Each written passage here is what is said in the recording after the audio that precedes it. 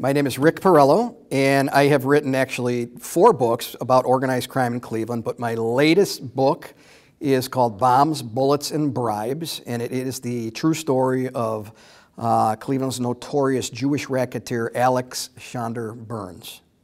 Why did I devote a whole book to Shondor Birns? Because he is, I believe, another bigger-than-life organized crime figure in Cleveland's crime history. He didn't stay off the radar. He didn't avoid reporters. He didn't care about what he said in public. He was bold, he was charismatic, he was fearless, and again, I think I'd describe him as just being a bigger-than-life character, and those are the kind of characters that I like to devote to a book if I'm going to spend that much time researching, years really, researching and writing and putting together a book. Why did I start investigating the history and researching the history of organized crime in Cleveland? The reason is actually fairly simple for my curiosity about this subject, and that is because my grandfather and 3 of my great uncles were killed in what was called the Sugar War during Prohibition, 1920s and 1930s.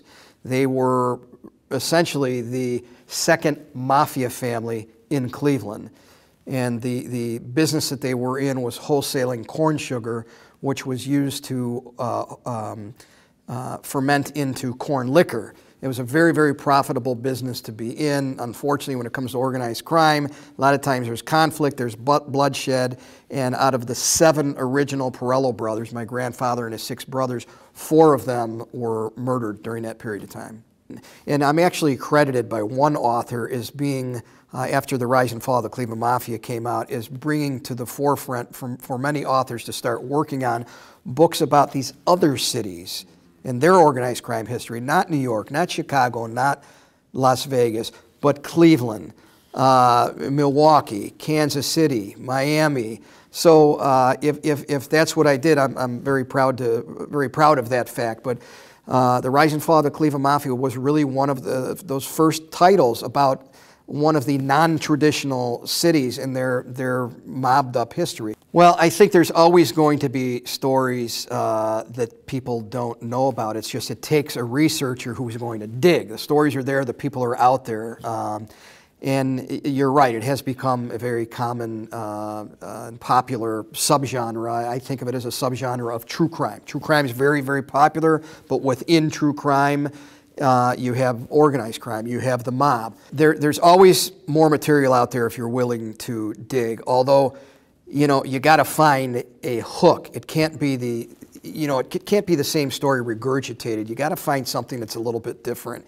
You know, I write now, I always think about writing for motion pictures or series perhaps. You know, with the success I had with To Kill the Irishman being adapted into the movie Kill the Irishman, now I always think about writing for a motion picture or perhaps a series, cable series or what have you.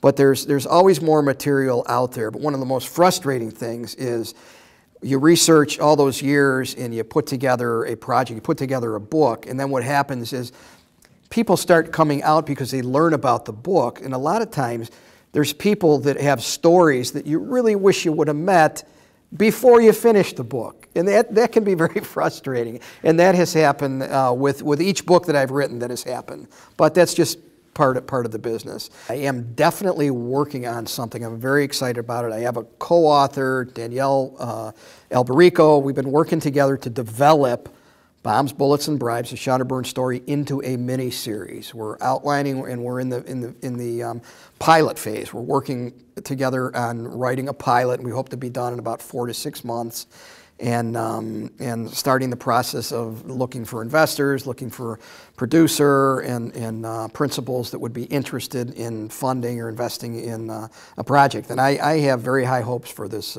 project. I think it would be make a great mini-series, and that's our goal.